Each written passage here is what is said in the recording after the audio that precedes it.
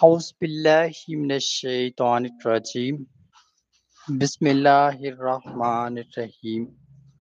اللہم صلی علی سیدنا و مولانا محمد وعلی آل سیدنا و مولانا محمد وبارک وسلم صلی علیہ۔ اللہ کریم کے مقدس اور بابرکت نام سے شروع جو بڑا مہربان نہایت رحم والا ہے۔ تمام تعریف و کمالک، تمام قوت و کمالک، تمام حکمت و کمالک، تمام دانائیوں کا مالک، تمام بادشاہت کا مالک، دعا ہے اس کریم ذات سے ہم سب کی حاضری اپنی بارگاہ میں قبول و منظور فرمائے، ہم سب کو بہت سارا اجر عظیم عطا فرمائے، ہم سب کے تمام صغیرہ کبیرہ گناہ معاف فرمائے، ہر قسم کی آفت اور بلیات سے امان عطا فرمائے، ایمان کی سلامتی عطا فرمائے، خیر و عافیات اور برکات عطا فرمائے، آمین یا رب العالمین۔ آج کا جو ہمارا لیکچر ہے جس موضوع پر ہے وہ ہے مسلمان کی موت۔ بہت اہم موضوع ہے، سمجھنا بہت زیادہ ضروری ہے۔ بہت تھوڑا بیان ہوگا اس ٹاپک پر، لیکن جو گفتگو کی جائے گی وہ سننا اور سمجھنا بہت زیادہ ضروری ہوگا۔ اللہ پاک کی ذات مجھ سمیت آپ سب کو عمل کی توفیق عطا فرمائے، آمین یا رب العالمین۔ مسلمان کی موت، بہت سارے مسلمان ہم نے دیکھے ہیں دنیا سے مرے ہیں، کچھ اچھے طریقے سے مرے ہیں، کچھ برے طریقے سے مرے ہیں، کچھ امن کی حالت میں مرے ہیں، کچھ درد کی حالت میں مرے ہیں۔ ہر ایک کی موت کا اپنا منظر تھا۔ اب وجہ کہ کبھی کچھ اچھی حالت میں مرے، کچھ بری حالت میں مرے۔ جو اچھی حالت میں مرے ان سے اللہ راضی تھا، اور جو بری حالت میں مرے ان سے اللہ راضی نہیں تھا۔ اب ہمیشہ ایک انسان کے عیب ہمیشہ چھپے رہتے ہیں، لیکن جب وہ مرتا ہے تو اس کی حقیقت تب کھلتی ہے کہ وہ اچھا انسان تھا یا برا تھا، اور پھر اس کے سارے گر کھل جاتے ہیں۔ زمانہ اس کو دیکھ لیتا ہے کہ یہ اچھا انسان تھا یا برا تھا، یہ کس طرح کا انسان تھا، برتر تھا، بدگمان تھا، شیطان تھا، کس ٹائپ کا ایک انسان تھا جو کہ اس دنیا سے گزرا ہے۔ اب 4 ٹائپ کے ایسے انسان ہوتے ہیں جن کی موت جو ہوتی ہے وہ بہت پر نور ہوتی ہے۔ پہلا وہ انسان جو اپنے ماں باپ کی، اپنے بہن بھائیوں کی خدمت کرتا ہے اپنے حقوق و فرائض کے مطابق۔ دوسرا وہ انسان جو انصاف کرنے کے اندر سب سے آگے رہتا ہے۔ تیسرا وہ انسان جو برے اور مشکل حالات میں حوصلہ اور صبر کی تلقین پیش کرتا ہے۔ اور چوتھا وہ انسان جو اللہ اور اس کے رسول کا ذکر خود بھی بلند کرتا ہے اور لوگوں کو بھی بلند کرنے کا اشارہ دیتا ہے، اور وہ اس مقصد کے لیے اپنی طرف سے بہت کچھ خرچ کرتا ہے۔ وہ اپنی دولت سے، اپنی عزت سے، اپنی شہرت سے، اپنے مال سے، ہر ایک چیز سے وہ خرچ کر کے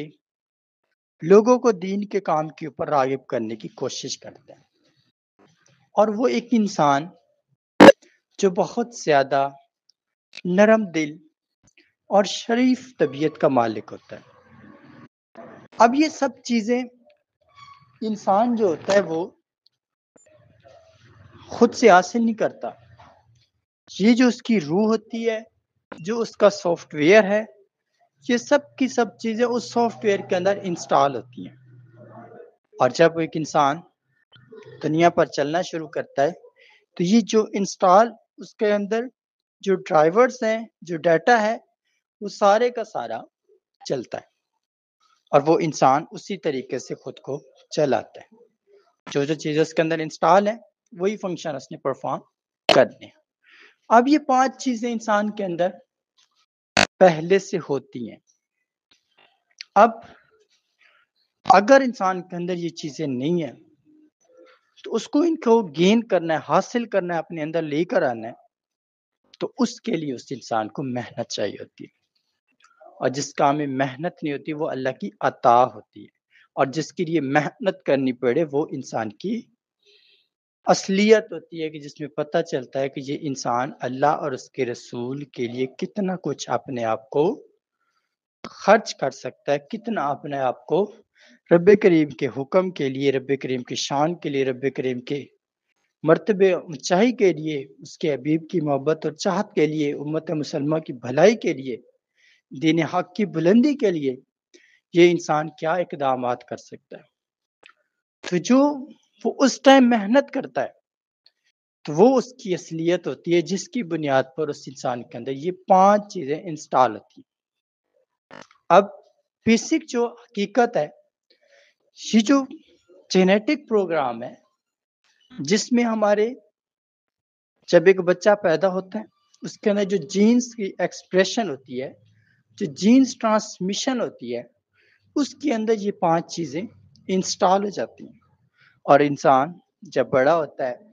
جب اسکول ایج میں جاتا ہے، جب کالج لائف، یونیورسٹی لائف میں جاتا ہے، تو یہ جو چیزیں ہوتی ہیں یہ اس کے اوپر پروموٹ ہونا شروع ہو جاتی ہیں۔ اب یہ بات ہم نے یہاں تک سمجھ لی کہ 5 چیزیں ایسی انسان کو اپنے اندر لانی ہے جو اس کے لیے آسان اور برتر موت کی باعث بنے، کہ جس سے انسان کو خسارہ نہ ہو کہ اگر میں ناکام ہو گیا، میں کسی مشکل تکلیف میں پڑ گیا تو میرا کیا ہوگا۔ تو جو انسان یہ 5 پوائنٹس اپنے اندر رکھتا ہے اس کا وارث اللہ پاک بہت بہتر طریقے سے بنتے ہیں، اور ہمیشہ اس انسان کو برتری اور اس کے لیے دونوں جہان روشنی کا باعث ہے۔ اب یہ بات ہم نے یہاں تک سمجھ لی ہے۔ اب ہم اگلی بات کرتے ہیں کہ انسان کی جو موت ہوتی ہے اس میں فرق کیوں آتا ہے۔ کچھ ایسے اعمال کا میں ذکر کروں گا جو موت میں بہت زیادہ بدترین کردار ادا کرتے ہیں، اور کچھ ایسے اعمال کا ذکر کروں گا جو موت کے لیے بہت خوشحالی اور برتری کا کردار ادا کرتے ہیں۔ پہلے بات کر لیتے ہیں جو موت کے اندر برتری پیدا کرتے ہیں۔ پہلا عمل، جو انسان 5 وقت کی نماز قائم کرتا ہے، زکوٰۃ اور ماہ رمضان کے روزے باقاعدگی کے ساتھ رکھتا ہے اور صدقات اپنے باقاعدگی سے ادا کرتا رہتا ہے، اس انسان کی جو موت ہوتی ہے وہ بہت زیادہ حسین و جمیل انداز میں ہوتی ہے۔ دوسرا، وہ انسان جو بہت زیادہ حد تک اپنی عزت اوروں کو دے کر ان کا بھرم اور ان کی شان کو بچاتا ہے، ان کے عیبوں کے اوپر پردہ ڈال لیتا ہے، اس انسان کی موت بھی عظیم الشان طریقے سے ہوتی ہے۔ تیسرا، وہ انسان جو بغیر کسی مطلب غرض کے لوگوں کو دین حق کی تعلیم کی طرف لے آتا ہے اور اپنی طرف سے بھرپور محنت کرتا ہے کہ یہ لوگ دین پر قائم رہیں اور اللہ اور اس کے رسول کی شان کے ساتھ جڑ جائے، اس انسان کی موت بھی عظیم الشان ہوتی ہے۔ چوتھا، وہ انسان جو اپنے ماں باپ کی خدمت کرتا ہے، ہمیشہ ان کا ادب کرتا ہے، ان کے ساتھ تعظیم سے پیش آتا ہے، ان کی ذمہ داریوں کو صدق کے دل سے نبھاتا ہے، ان سے، ان کے لواحقین سے اور ان کے عزیز و اقارب سے دلی محبت اور پیار کا رشتہ قائم رکھتا ہے۔ اپنے ماں باپ کی وجہ سے کہ میرے ماں باپ کا رشتہ ان کے ساتھ تھا، تو اللہ پاک کی ذات اس انسان کو بھی عظیم الشان موت عطا فرما دیتی ہے۔ اور آخری، وہ انسان جو انصاف کرتا ہے، جو لوگوں کو حق اور جھوٹ کا فرق بتاتا ہے، جو حق کے ساتھ کھڑا رہتا ہے، جھوٹ کے خلاف جہاد کرتا ہے، اس انسان کی موت بھی بہت افضل طریقے سے ہوتی ہے۔ اور جو انسان یتیموں کی کفالت کرتا ہے، غریبوں، یتیموں، مسکینوں کے دکھ درد میں شریک ہوتا ہے، ان کے غموں کو ہر طریقے سے ڈھانپ لیتا ہے اور ان کے اندر غموں کا احساس نہیں آنے دیتا، تو وہ انسان بھی عظیم الشان موت حاصل کرتا ہے۔ اب ہم بات کرتے ہیں وہ بدترین کام جو بدترین موت کی وجہ بنتے ہیں۔ پہلا کام، انسان جتنا زیادہ بے نمازی اور بے عمل، جس میں بد زبان، بہت زیادہ تہمت پرست، فساد پرست، نفرت پرست، حسد پرست، لالچ پرست، ان چیزوں کا جو انسان شکار ہوتا ہے تو اس کی موت بہت بدترین ہوتی ہے۔ بدترین موت سے مراد، جب اگر اس کی شکل وائٹ تھی تو جب اس کی موت آئے گی تو اس کی شکل سیاہ ہو جائے گی، اور اس کی جو آنکھیں موت کے ٹائم بند ہونی چاہیے تھی وہ بھی کھلی رہ جاتی، اور جو اس کا منہ بند ہونا چاہیے تھا وہ بھی کھلا رہ جاتا ہے۔ اس انسان کا سارا عیب اندرونی کھل جاتا ہے. اس انسان کی جو اکڑ ہوتی ہے وہ اس کے مرنے کے بعد ہی اس کے سامنے کھل جاتی ہے. زمانہ دیکھتا ہے کہ اب اس انسان کے اوپر کوئی بھی چیز ایسی کامیاب نہیں ہو سکتی کہ اس کا منہ بند کیا جائے، اس کی آنکھیں بند کی جائیں، اس کے ہاتھ پاؤں ٹھیک کیے جائیں، یا اس کے چہرے کا کلر ٹھیک کیا جائے. کیونکہ موت جو مومن کی ہوتی ہے وہ مسکراہٹوں میں جڑا ہوتا ہے. جب ایک مومن مرتا ہے تو اس کی فیس پر ایک مسکراہٹ ہوتی ہے، اور جب ایک شیطان مرتا ہے تو اس کے فیس پہ تیور بدلے ہوتے ہیں، اس کے تیور پھیلے ہوئے ہوتے ہیں، اور اس کے اوپر ٹینشن اور خطرے کی گھنٹی جو ہوتی ہے وہ اس کے فیس سے نظر آ رہی ہوتی ہے. اب وہ انسان جو بہت زیادہ تک چھپ کے گناہ کرتا ہے، لوگوں کی نظروں سے دور ہو کے گناہ کرتا ہے، کسی بھی طرح سے ممکن ہے وہ گناہ کر سکتا ہے. تو جو چھپ کر گناہ کرتا ہے چیز جانتے ہوئے کہ مجھے کوئی نہیں دیکھ رہا، اس انسان کی جو موت ہوتی ہے وہ بہت زیادہ حد تک سنگین ٹائپ کی ہوتی ہے، جس میں اس انسان کو قتل بھی کیے جا سکتے ہیں اور اس انسان کا گلا بھی کاٹا جا سکتا ہے. تو پروسیس اس کے ساتھ ہو سکتے ہیں. اور آخری سٹیج اگر وہ توبہ کی طرف چلا جاتا ہے اور وہ سچی توبہ کر لیتا ہے تو موت اچھی بھی ہو سکتی ہے. اور یہ ہر انسان کے اوپر ہے، جو بھی گناہ گار ہے